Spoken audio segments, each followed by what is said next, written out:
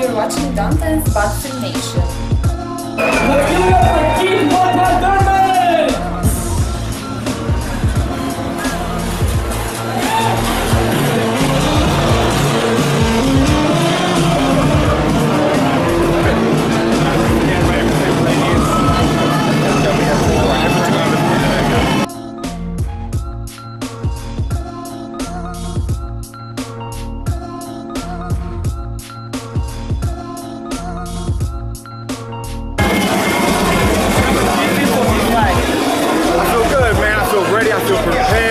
I'm excited. This is a great arena, the MGM Grand main event on NBC prime time, man. It's just a beautiful thing, man. Saturday night's gonna be a great fight. Hey Keith, you won a lot of the major amateur titles back in the day. What would you compare this to, this big step up to, like, you know, the Silver Gloves, the international tournaments? Would you compare it to any of those?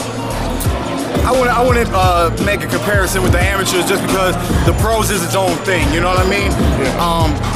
But it's just an opportunity, man. It's an opportunity for me to finally fight a top 10 rated fighter according to Ring Magazine. You guys know that I've been wanting to fight the best in the world for a very long time, and this is the first guy that I got that was rated in the top 10, man. So I'm just happy, and I look forward to getting past Saturday night and looking forward to the rest of my career, man. Okay. It seems like Guerrero, he acknowledges that you're stronger than him, you have more power, but he believes he has a better chin. Would you say your chin is just as good as his, or what? Most definitely, man. You know, I've been in there with punchers that hit harder than Guerrero. We'll find out Saturday night if that statement holds up, man. But just like on the flip side, his chin is held up with a lot of punchers, but can he take this punch? Yeah. Or this punch? We'll find out very soon. And your keys to victory? Keys to victory is what they always are, man. Box smart, fight your fight, establish the power early on, see how they handle it, hit them high, hit them low, and just keep brawling for 12 rounds. Thanks. In your last fight, you said yourself you had trouble against the lefty. What have you done to correct that? I didn't have trouble against the lefty. We outclassed him. He was a switcher. He was a lefty-righty, lefty-righty, which means he's changing up the angle that I need to attack him throughout the whole fight.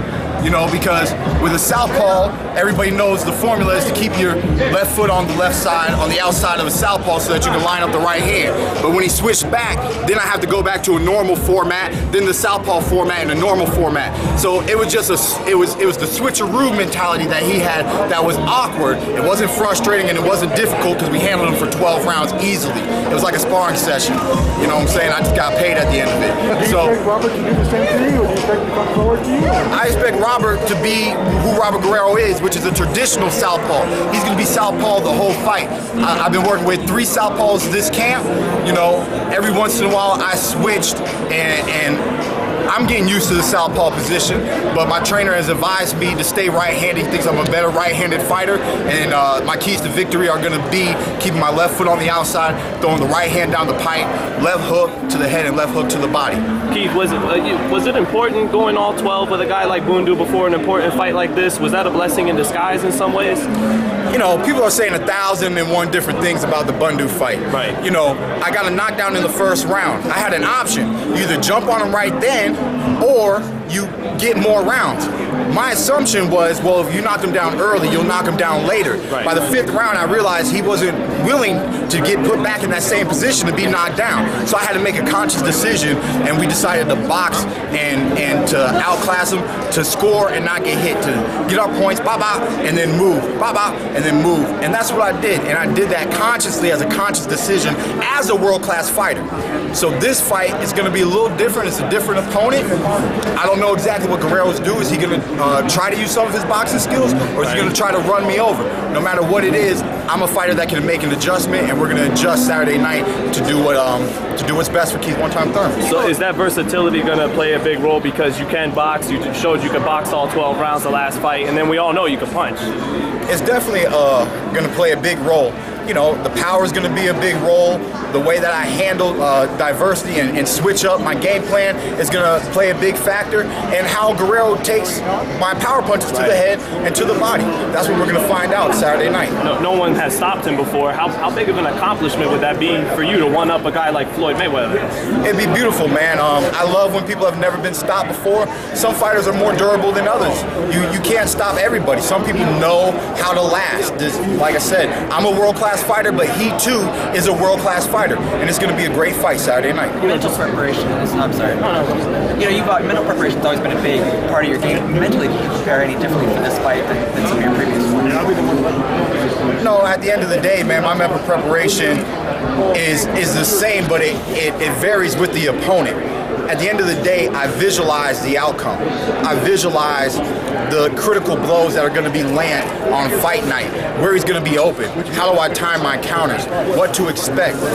Guerrero likes to double up on his left a lot.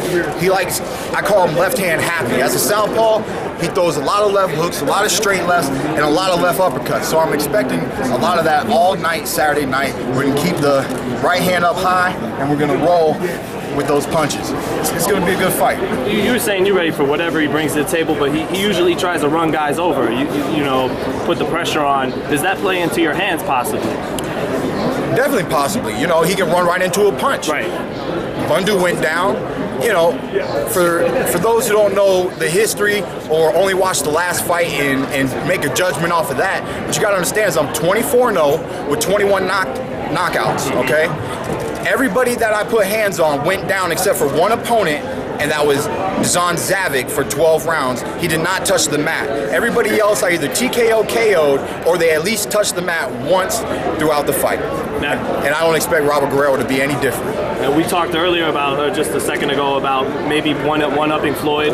Speaking of Floyd, of course, big news is he's fighting Manny Pacquiao, but a lot of the boxing world, a lot of the hardcore fans, even Paulie Malignaggi said the fight I would rather have saw and see is you and Floyd Mayweather.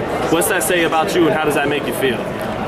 You know, it's just honored that people are starting to acknowledge that I'm one of the best welterweights in the world. I'm undefeated, I'm young, I have power, I have intellect, I make adjustments, and you know, it's a great fight, man. I said years ago that if me and Floyd Mayweather were ever to step in the ring, that would be the toughest fight that he's ever had. Win, lose, draw, no contest, whatever happens.